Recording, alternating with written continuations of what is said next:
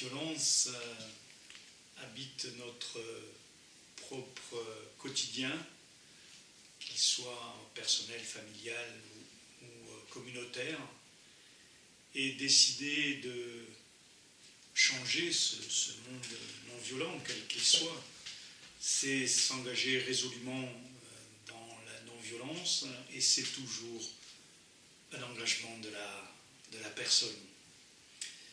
C'est le jeu qui s'engage pour, à tous les niveaux, qu'il peut maîtriser, lutter contre cette violence qui habite notre monde et notre propre cœur.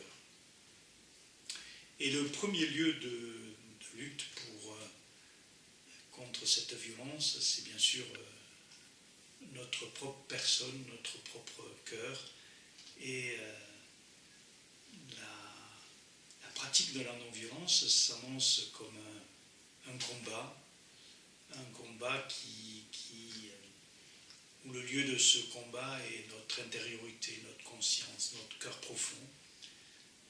Parce que c'est de là que naissent les émotions, les sentiments, tout ce qui nous portons secrètement à l'intérieur de nous-mêmes, et parfois avec cette violence. Et donc s'engager dans la voie de la non-violence, c'est mettre une sentinelle à la porte de son cœur, c'est garder son cœur pour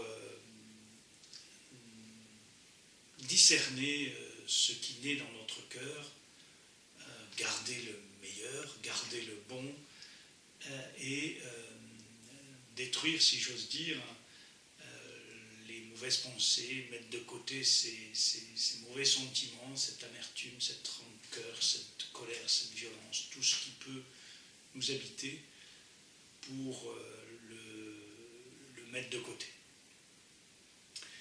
L'homme non-violent aussi se veut aussi, dans les relations interpersonnelles, un homme de paix, un homme de conciliation, un homme de fraternité, un homme de bienveillance, y compris bien sûr avec ceux qui ne pensent pas comme lui, ceux qui lui sont hostiles. Il adopte toujours une attitude de non-violence, de bienveillance. Il couvre cette malveillance par de la bienveillance. Et ça devient une respiration de la vie que d'adopter ce chemin de non-violence. Et ça se traduit aussi par de la paix, de la justice et du développement, où l'homme non-violent veut promouvoir la paix, et promouvoir la paix aussi dans la prévention des conflits.